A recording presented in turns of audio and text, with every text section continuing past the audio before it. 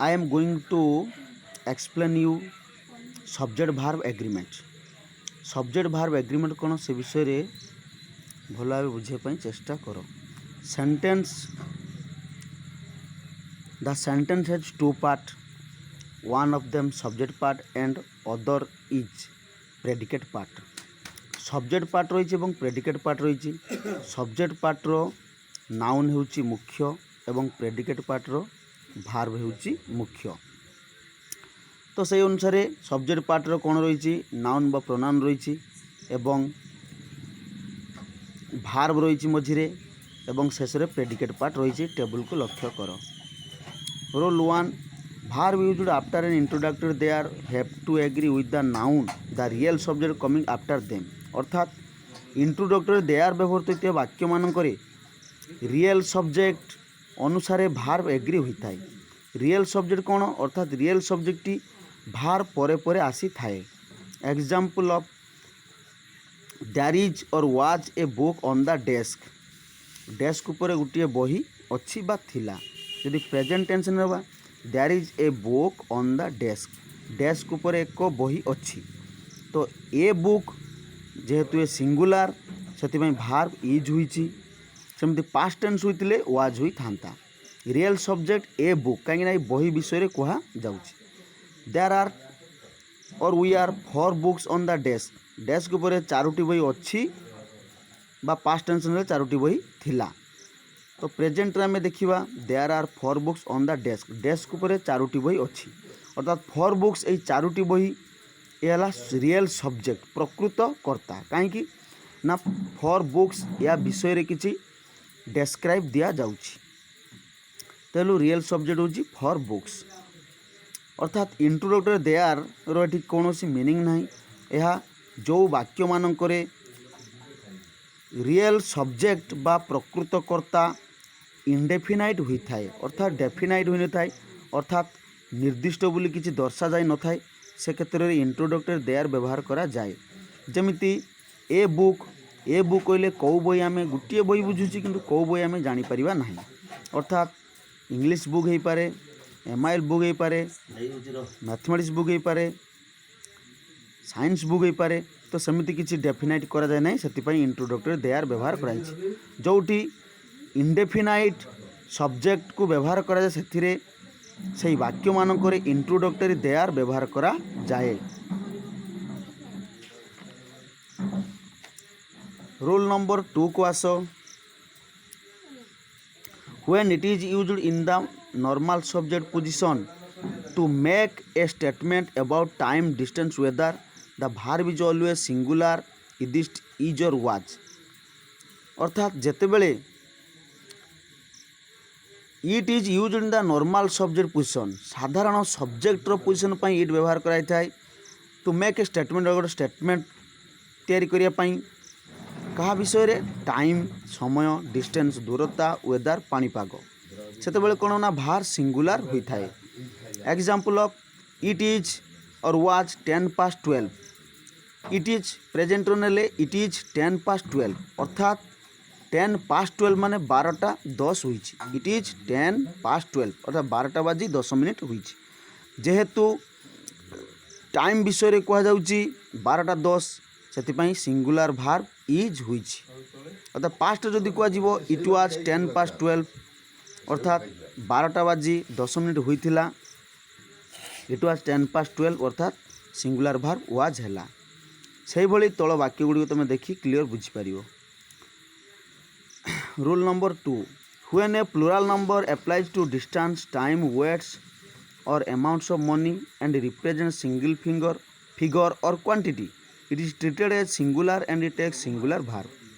जेतेबेले plural noun टी थिबो जोटा दूरता, समय, ओजन, टंकार परिमाण को बुझाउ थाए ताहाको सेतेबेले कोन निया जिवो सिंगल फिगर बा क्वांटिटी अर्थात एकक परिमाण हिसाब रे निया जिवो एवं तापाई सिंगुलर भार्ब व्यवहार करा जिवो. Example 50 kilometres is a not a long distance in this days of rapid travel. अर्थात 50 किलोमीटर दूरता अर्थात 50 किलोमीटर गोटे दीर्घ दूरता नुह. आजिकाली दिन मानक जो रैपिड द्रुत ट्राभेल होची से द्रुत ट्राभेल रे 50 किलोमीटर गोटे लॉन्ग डिस्टेंस नुह अर्थात 50 किलोमीटर्स जेहेतु डिस्टेंस कथा कहुई तो सिंगल यूनिट से सिंगुलर भार्ब इज होईची सेहीपरि 60 years is a long time 60 वर्ष गोटे दीर्घ समय अर्थात टाइम कथा कहुई 60 इयर्स तो टाइम पाई कौन हम सिंगुलर भार्ब करा इज ए लॉन्ग टाइम जदि पास्ट टेंस होता 60 years was a long time होता इज बदल रे इज रो पास्ट फॉर्म वाज होता से भाई तल वाक्य गुड़िक तुम लक्ष्य कर देखिपर 2 kilos of tea cost 600 rupees 2 kilos of tea अर्थात 2 किलो चाहा जोटा 600 रुपीज 600 टंका तार दाम होता है।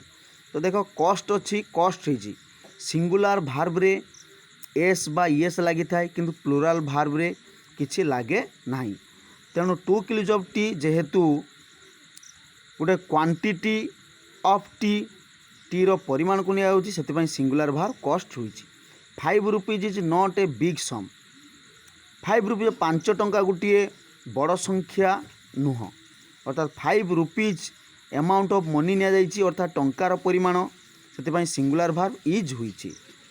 Role 3 if two nouns joined by and are regarded as a single object or notion the verb is singular as अर्थात दुईटी नाउन जदि एंड द्वारा जुग होइतिबो एवं सेगुड़िक गोटे एकक धारणा बा एकक वस्तु हिसाब से नि से क्षेत्र में सिंगुलर भाव व्यवहार करा जीवो अर्थात एमिति दुईटी नाउन अच्छी जो दुईटी नाउन को आमे बाद दे आमे चली परिबा नै अर्थात गुटिए को नहीं आमे सुखरे बंची पारिबा नाही से दुई नाउन क्षेत्र में अर्थात से नाउन दुईटी एंड द्वारा जुग होइतिले मध्य सिंगुलर भार्ब हबो। Example bread and butter is my favourite breakfast रुटी एवं लहुणी मोर प्रिय जलखिया अर्थात रुटी ब्रेड सहित बटर ही दरकार तो एंड द्वारा जुग हेले मध्य सिंगुलर हेबो सेतिपई कोन इज व्यवहार करा जायछि काहेकि ना ब्रेड को ब्रेड सहित बटर न हेले आमे ब्रेकफास्ट ग्रहण करि परिबा नाही हे तो कहीं भी कहि पारे जे मु केवल ब्रेड को ही ग्रहण करि परिबी तो केते दिन सेटा दीर्घ दिन पई संभव नुह सेतिपई ब्रेड सहित बटर निहाती दरकार तो एमिति क्षेत्र में जो दुटा जिनिस परस्पर परिपूरक ताकू छाड़ी आमे रही परिबा नाही सिंगुलर भार्ब व्यवहार करा जीवो।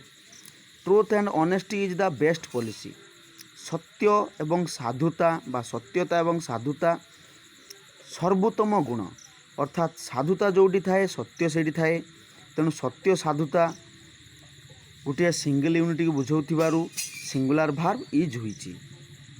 करी and rice was his favourite food करी अर्थात तरकारी एवं भात अर्थात भात तरकारी तार प्रिय खाद्य अर्थात भात सहित तरकारीटा निहाती दरकार कहीं तरकारी को छाड़ी भात को सेमिति ग्रहण करा जाई पारिबो नाही जदि बा ग्रहण करा जीवो बेसी दिन नुह सेतिपई भात सहित तरकारीटा माने मोस्ट नेसेसरी सेतिपई सिंगुलर भार्ब हुईची वाज हुईची। In other cases two singular or plural subject joined by and make the total subject plural which takes a plural verb किंतु अन्य क्षेत्र रे जदि दुईटी नाउन दुईटी सिंगुलर नाउन बा प्लूराल नाउन एंड द्वारा जुग होता है तो तेबे जो सब्जेक्ट तैयारी हैला ता प्लूराल होता है अर्थात से सब्जेक्ट पर प्लूराल भार्ब व्यवहार होता है।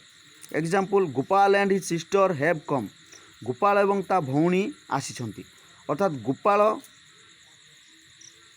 गोटे नाउन ता सिस्टर अन्य एक नाउन अर्थात एंड द्वारा जदि दुईटी नाउन बा तीनिटी नाउन जोग होइथिबो तो सेतरे प्लूराल भार्ब ही बसिबो काहेकि ना एगुड़िक परस्पर परिपूरक नुहंती। से भली 2 boys and 3 girls have written their essays 2 जन बालक एवं 3 जन झियो सेमानकर एसे लिखिछंती 2 बॉयज एंड 3 गर्ल्स जेहेतु प्लूराल दुईटी प्लूराल नाउन एंड द्वारा जुग होइतिबारु टोटाल सब्जेक्ट पार्ट प्लूराल हैला सेतिपई भार्ब प्लूराल अर्थात हैव हुईछि। Rule for a collective noun in the singular may take the verb in the singular if the speaker thinks of the thing as a singular whole अर्थात कौन से एक समष्टिवाचक व समूहवाचक विशेष थिबो अर्थात जदि माने अर्थात जो ताकू सिंगल यूनिट बोली आमे भाबु चिंता करूथिबा से क्षेत्र रे सिंगुलर भार व्यवहार करा जीवो जदि ताकू आमे इंडिविजुअल मेंबर बोली कलेक्टिव नाउन को नौथिबा तापरे प्लुराल भार व्यवहार करा जीवो अर्थात if individual members of the collective noun are considered the collective noun can take a plural verb mark the following sentence तल वाक्य को मार्क करो द जूरी अर्थात the member of the jury अर्थात विचारक मंडली we are divided in their opinions अर्थात विचारक मंडली सेमानकर मतरे भाग भाग होई गला अर्थात जूरी देखो विचारक मंडली जेतेबेले विचारक मंडलीटा गठन होता है समस्तंकर मत एक होता है किंतु सेतेबेले एक होता है जेतेबेले समस्तंकर मत एक होता है ताको आमे सिंगल यूनिट बा सिंगल बॉडी बोली कहबा काहेना समस्तंकर मत एक होची से क्षेत्र में सिंगुलर भार व्यवहार करा जीवो अर्थात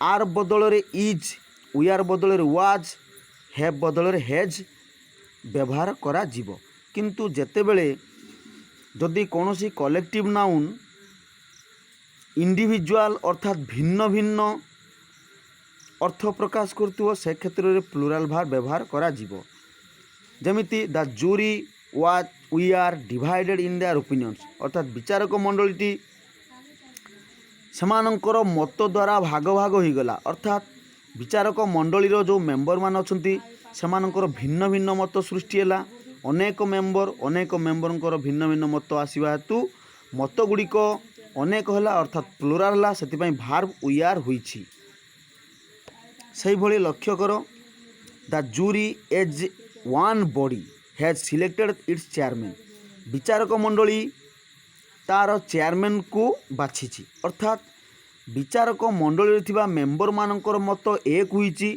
सेतिपई जन को चेयरमैन बछा जाईछि तो ये विचारक मंडलीर मत एक होइथिबारु सिंगुलर बा वन बॉडी हैला सेतिपई सिंगुलर भार्ब हैज व्यवहार करा जाईछि the committee was unanimous on the issue single unit होइथिबारु कमिटीर इश्यू पाई गोटे इश्यू करा जाईछि सेतिपई सिंगुलर भार्ब वाज हैला तल वाक्य को देखो the committee we are divided on the issue कौन है कमिटीटा भाग हो गला भाग भाग हो गला इश्यू रे तो ये कौन है भिन्न भिन्न मत हेतु भाग भाग होईछि तेणु इंडिविजुअल मेंबर है भार्ब प्लुराल है अर्थात वी आर है जदि तुम सेंटेंस रे डिवाइडेड वर्ड पाइबो ताहले सेठी तुम देखिबो जे प्लुराल भार्ब व्यवहार करा जीवो जदि सिलेक्टेड वर्ड पाइबो तो सिंगुलर भार्ब व्यवहार करिवो।